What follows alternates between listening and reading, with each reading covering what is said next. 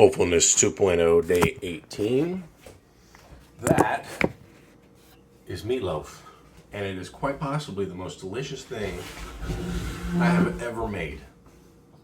Like, bar none. No hyperbole whatsoever. Damn thing is delicious. It was the Adam Ragusa recipe. Now, I would say, obviously, the main attraction is the glaze, which is equal parts tomato paste, vinegar, and sugar. And all I did was take the tomato paste can, scrape it all out, dump in some vinegar, dump that out, dump in a bunch of sugar, dump that out, scrape out whatever's in there, mix them all together, and then, lacquer it over it and everything. And then it's also inside the loaf as well.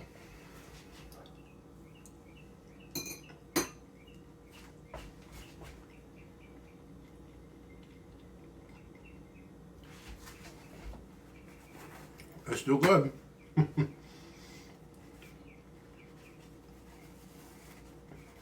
a lot of carrots in it. It's 4 whole ass carrots. A tiny, like, when I say tiny, I mean a tiny onion. When he does his recipe and he shows it on video, it's a big ass red onion, but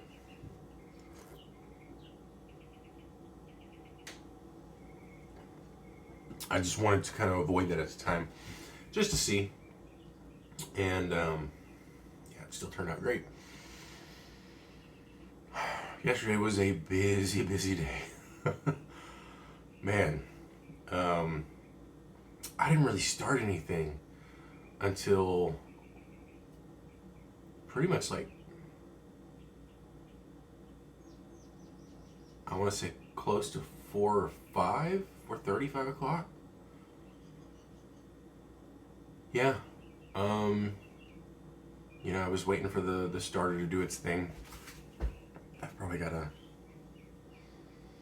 Still looks okay today, so... But yeah, so... I got 2 loaves of bread sitting in the fridge right now. One I'm going to cook up today. Hopefully it'll work out well. I'm going to clean a couple of dishes in order to do that. And I'll do that probably either during this video or maybe after I'm done. I don't know.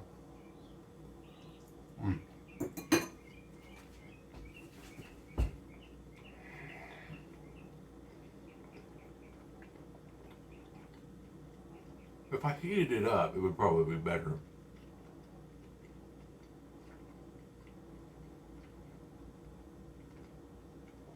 Still good though. But yeah, I would say the main event, if you will, is that glaze.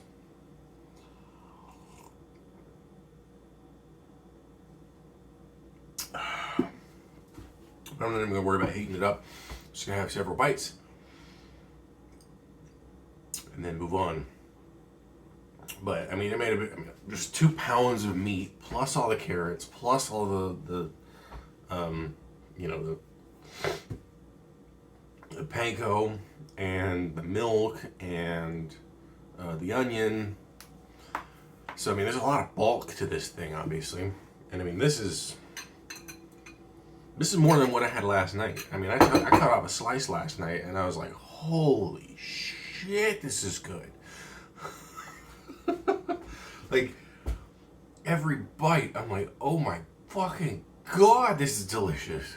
And of course, I mean, sugar is a big contributing factor to it, especially because there's, a glaze on every single slice of it and everything. But it's just, all of the flavors and everything combined were just so fucking good. I'll admit, though, not really fond of the whole doing it in one pan method.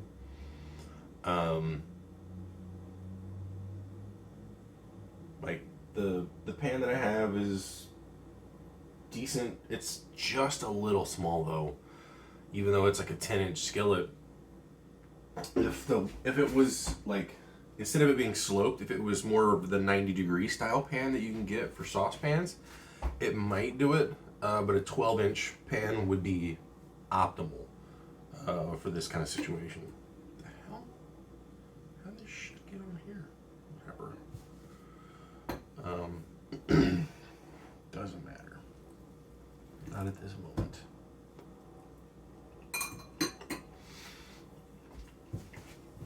Now, part of the instructions of the recipe that Adam provided, you also put some of the glaze inside the meatloaf as well, before mixing it. And the amount was just so significant. I mean, it's not the same can. I could probably find it. I guess maybe it's right here. It's just this little, what is it? 6-ounce can. I don't know the actual fluid volume, but you just do this 3 times. You have one of these, and then vinegar fills it up, and then sugar fills it up, and then you scrape everything out, mix it all up really well, and it was nice and deep red, and I had no idea how good that was gonna be. Holy crap. I'm thankful that I didn't use tomato sauce. Sauce would have been much more liquidy. And then he even said in his video tomato paste, and I was like, all right, let's go for it. Let's see what happens. And turned out amazing.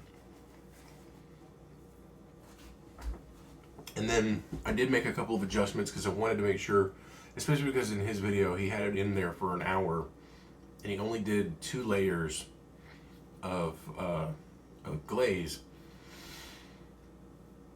And so I was like, okay, let's make a couple of adjustments to what he's talking about. And he said that he felt like he could have cooked it a little bit longer. So I was like, all right, I'll go ahead and do that. I'll cook it for about an hour and 20 minutes instead of just an hour. That way it'll definitely give it time to be properly cooked. Because I mean, this is ground beef. Especially because you're mixing it by hand and everything, and you want ground beef, generally speaking, unless you've made that ground beef yourself, should be cooked to well done. And the reason why you can cook, a steak medium rare and it being absolutely delicious and perfectly acceptable is because that is a hunk of meat. That is one giant slab of meat, whereby the only surfaces that will be potentially contaminated by bacteria of any kind or other pathogens is the outside, because the inside is still the same meat it has been the entire time, while it was still in the cow, and then once it was cut off of the cow. Ground beef, on the other hand, is meat of all kinds that have been ground together. And so the outsides have now become part of the inside of the beef itself. And it also have much greater surface area. And then typically speaking, when you're cooking ground beef, you're usually going to break that up even more. You're going to create even more surface area. So that is one of the reasons why, if you get a package of ground beef at the store, unless you literally watched them cut up hunks of meat and put them through a grinder,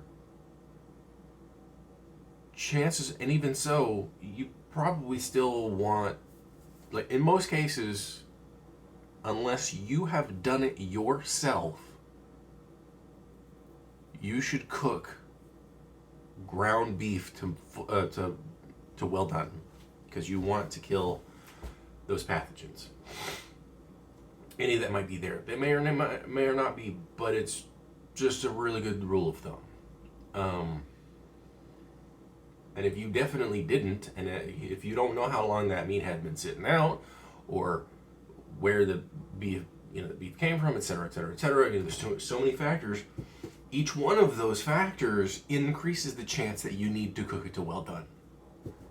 And so with that information that I already had in mind, and his video and him talking about what he said, I was like, all right, I'll go ahead and cook it for a little bit extra time, cook for another 20 minutes.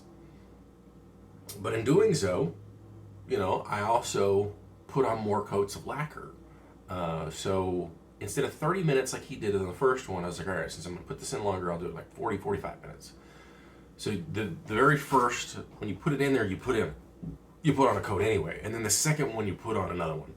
And so then it was like, all right, after 40 minutes, put on that one. And then I was like either 10 or 15 minutes. And then I had more than I expected. And so I also prefer, when doing something like this, to not overdo each shell, if you will, of the glaze.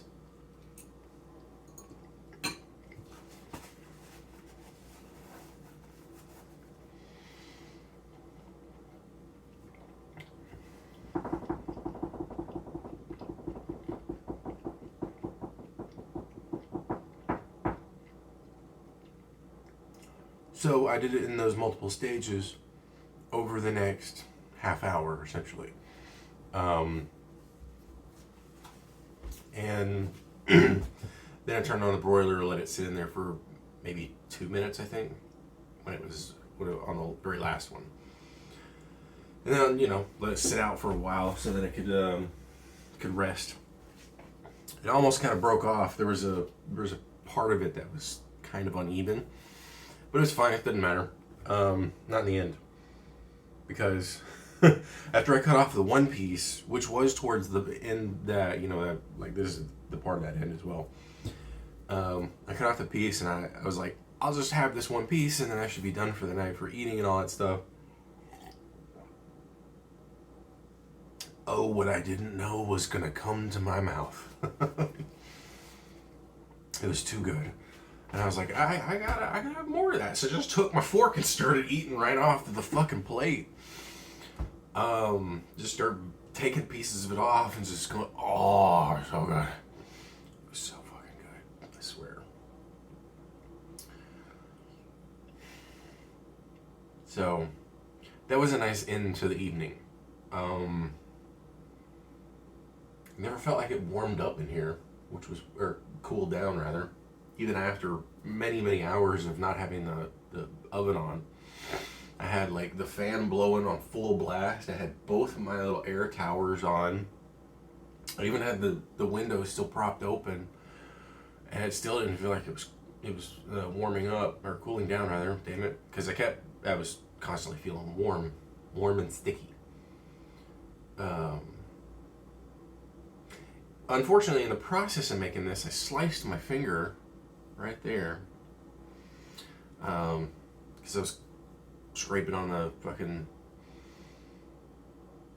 grater and then it got snagged and then my finger caught on it, and then almost immediately it was like, oh hey, that hurts, alright, rinse that off, start doing it again, then I realized like it's fucking bleeding.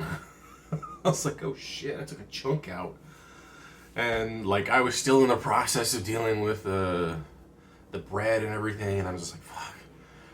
And then I hadn't even, I had just started, the process of the meatloaf, and I'm like, oh, fuck, I gotta do this with my hands. And it fucking hurt. Also another reason why I wanted to, cook it to a higher temperature, because I'm like, I don't know where my flesh is. Fuck. Oh, man. So that was really the one thing that kind of fucked it all up. But it's whatever. And, I finished up the 2 loaves, and they pretty much look kind of like what they did last time. So, I mean, they sounded hot. Like, there was a point where I took the knife, because I was like, I don't have a bench scraper. I need a way to cut it in half so that I can shape them and everything. And I was like, well, I'll just take the knife. And I was like tapping it on the floured tops of it to try to get a little bit extra flour on the knife. It didn't fucking work. So what I could have done was the Joshua Weissman method, where you just kind of sprinkle a line. That would have been better, but I didn't think of that till literally right now while I'm talking about it. But when I tapped it, I could hear how hollow it was. And this was uncooked. I was like, okay, I'm liking what I'm hearing. All right. So the test will be the newer method. So instead of using this pan, I'm gonna wash out. Oh, I forgot it's down here.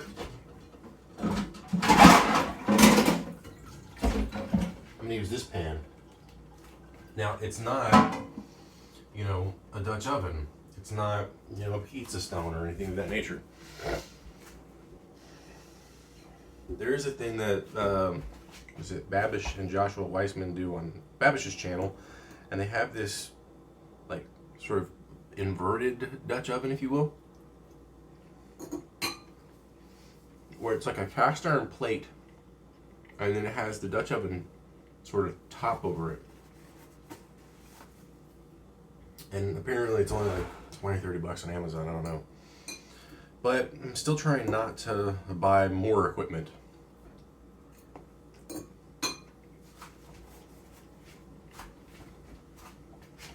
When I don't have any income at the moment.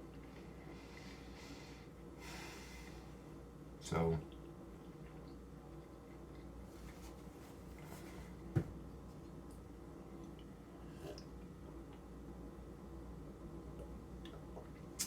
shit.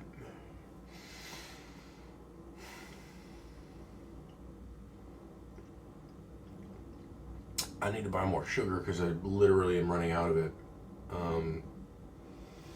I didn't think I was going to end up using as much as I did, but I mean, most of it was from the banana bread, so it makes sense. I do want to fry something at some point, though. If I do it, I have a thermometer, but I think it's actually here in one of those boxes on the floor. But at the same time, it's not a great one. I don't know, we'll see.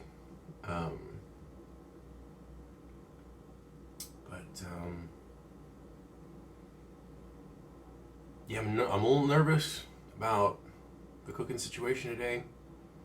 It's just sourdough today.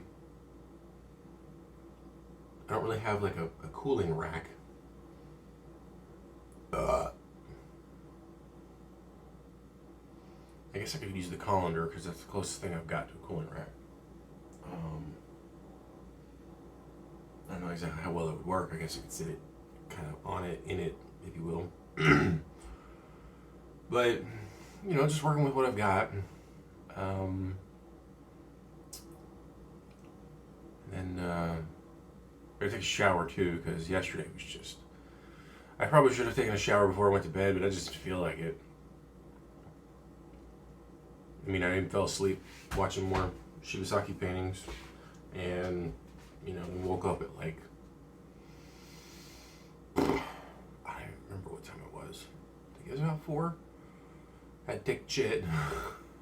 Thought I needed a fart, because I was feeling really gassy, which is actually what woke me up. It didn't feel like I needed to take a dump, but I couldn't fart, so I was like, all right, let's go to the toilet, see what happens, and then, gonna take a shit instead. Felt better, but I was still kind of awake. I brushed my teeth and everything, and I woke up at 11:15 today, which is about an hour ago, because there's an alarm on my phone for 11:15 for some fucking reason. I don't know why. It's weird. So well.